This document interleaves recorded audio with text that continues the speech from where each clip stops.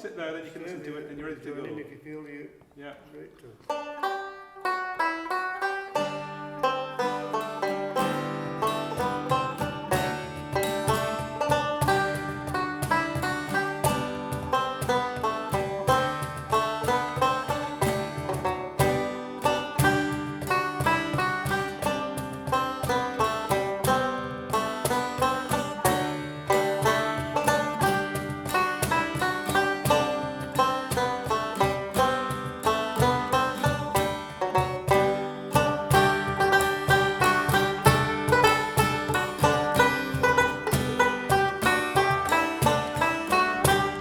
Hello and welcome to another edition at TMusic with me, Carl Yeats, and we're in association with On in Barnsley. If you've not noticed what that is, it's an online music magazine that comes out partway through each month.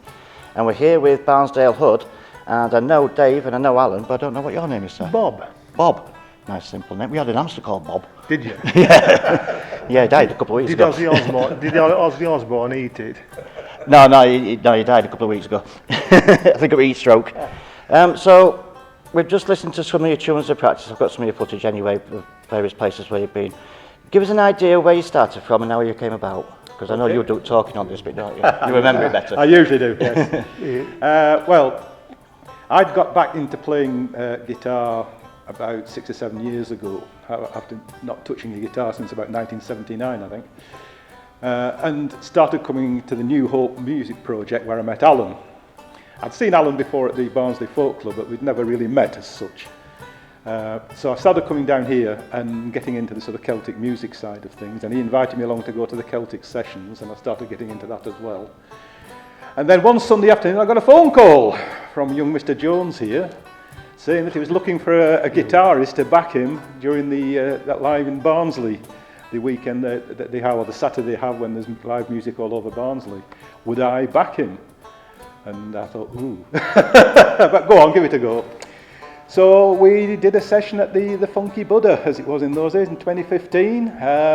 It was an interesting first gig, because they kept the piped music on all the time we were playing. Well, that went well, didn't it? You were very good at that. It wasn't a very good gig, but having said that, I felt quite happy with what we'd done. Yeah. And so it sort of built up from there, and ever since then we've been Barnsdale Hood and performing in all sorts of places all around the area. I mean, you don't just do in Barnsley, though, have you? I mean, I've seen you go across to Cleckheaton and all sorts of places, folk festivals and such as well, haven't you? So It's certainly built up over the time. Yes, we go lots of different places now, and it's becoming, every year we do a little bit more, don't we? I suppose your name gets around and people know what you're doing. People ask you to come and take. I mean, at the Cleckheaton one we did recently, they asked us to run the session there, so we organised a session for the Saturday evening, and it was, again, very successful. okay. And I know you do quite a bit of charity gigs as well, haven't you? Because I mean, I'm part of Barry High's group, and you did that for us not so long ago. That's basically what we are. We've always said that we aren't here to earn a living out of this. We do this for the fun of it. I like to say I'm trying to reclaim the word amateur, not as somebody who doesn't do something very well, but somebody who does very well, but for the love of it. Yeah. And that is what we are. As I already mentioned, the New Hope music project, which is established to try and encourage other people to come and learn to play instruments, but of course it takes money. So if we do get any money, we don't take it as a salary, we don't earn it ourselves, but we ask them to give us a donation to the New Hope project, and there's a separate bank account and it goes into there, and that's what it's used for. So talking about, how did you end up part of these two then? Right, I've known Alan for years with a past common interest, which was cycle racing, wasn't it, Alan? And he asked me to go down to Barnsley Celtic Session, and I said, Imagining him on a bike. oh no, we were very good, Yeah. very good. And so he says, come down to Celtic Session. And when I saw him after the session, I said, it's okay, this session, Alan. These are true words. I said, but it sounds a bit like a cat on a tin roof. There's too much strings. Yeah. I said, I think it wants bassing down a bit. So lo and behold, about 2 or 3 days after, there's a knock on my back door, and Alan appears. He says, look what I've got for you, Bob. He said, I've got a Borum. He says, bring it down. And that was my introduction to a Borum. And then so 2 or 3 sessions playing at Barnsley Celtic Session, which has gone from strength to strength, all thanks to Alan in a way. He come to me and said, would you like to be a third member of Barnsdale Hood? because his words are really, he says, sometimes he tends to drift away and I tend to keep him in line, you know, with beat and rhythm. And this is how I joined Barnsdale Hood. Yeah, fantastic. So you just touched on Celtic Sessions, Lee. That's the one that you have down at Old Number 7, isn't it? Yeah, I started that 6 years ago. Yeah. It was a gamble. I didn't know whether it would work. But I took the gamble, and it's gone from strength to strength. It gets so full now, some musicians at one end can't hear what the other ends are playing, and we tend to The thing is, though, it kind of suits that venue as well, hasn't it? It's got that kind of wooden floor and your rails and everything. Kind of suits that. Well, it does suit it, yeah. It works well. And as I said, it's gone from strength to strength. And So thanks to running that, I've met these guys, and we've got this little band together. And they come from all over, don't they, Alan? They come from as far as workshop, everything, surprising people. All four corners they appear. Yeah. Yeah. When do you meet with that one then at Celtic Sessions? When is that? That's on the second Sunday afternoon every month. Starting? Without fail, every month. Yeah. Starting at what time? We start about 1 o'clock, and it runs through till the last person leaves. I'll keep it going till the last person leaves. Right. Which I'm is sorry for with ale. usually between 5 and 6 o'clock. Yeah. And you go to another one as well, Dave. Is it Dave? Dave Nuttall runs two. He runs one in at Fernandez in Wakefield, and the other one at the Polka Hop in Wakefield. Yeah. And I just frequent them. I just enjoy going. Yeah. What did you call your? Well, it's actually Bodhran. So if you're a good Yorkshireman, that's a Bodhran. But it's a silent D, so it's Boran. Right, that's the round bit that you've been. That's it. And what's the?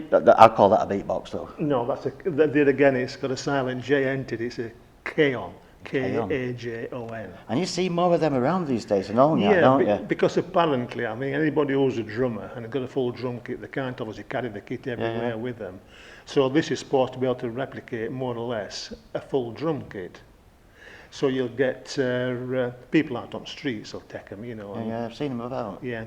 I've actually witnessed, we went to a session up at the Huntsman, and there's a guy, it was a few years ago now, but he actually turned up with a drum kit. Now, the Huntsman is quite a small pub, and by the time he set his drum kit up, there wasn't much room for the rest of the musicians.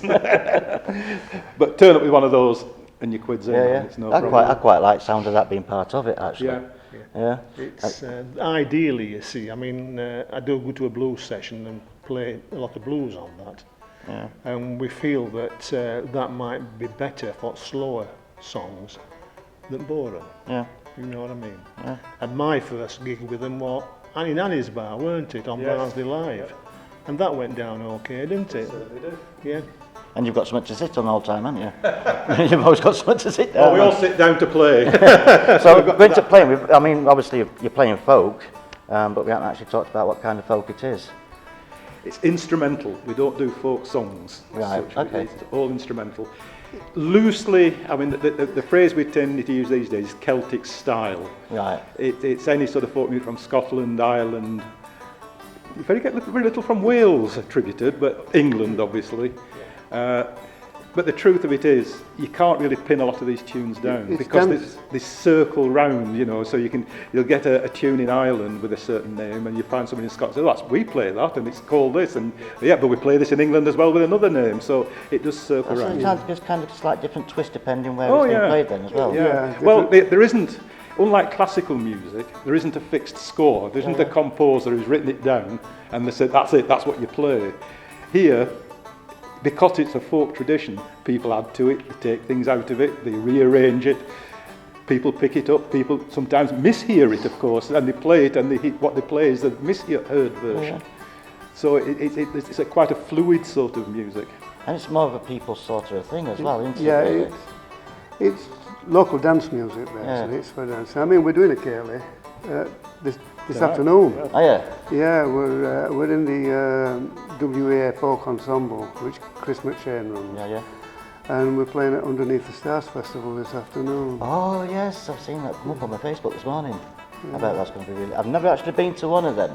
Massive festival, it's brilliant. Yeah.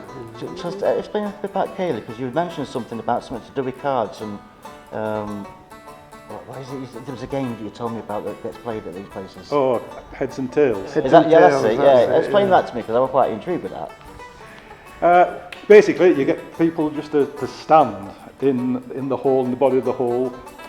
The band plays music. It's a bit like musical chairs, Yeah, yeah. essentially, except people stand up all the time. You play music and they dance around, just in the free form, not in a curly form. And then the band stops dead. And at that point, the people had to either put their hands on their heads or on the backsides, those heads and tails. Yeah. A coin is tossed, it's pre-arranged. If it comes down heads, of course, they stay on. If it comes down tails, the tails stay on. Or the others go and sit down, and so it whittles it down until you've got one person left standing. And they can have a pint of beer. It depends. I mean, what you normally do, everybody chucks a quid in, Yeah. and it's usually a charity thing. So half of the money raised goes to the charity, and the other half goes to the person left standing. Thank you for letting me come down. Like I say, this will be going on my page, which is TMusic Media, but it will be going in Barnsdale Music Magazine, and that's out halfway through each month. And hope you enjoy when you see it and read it and watch it. Thank you very much.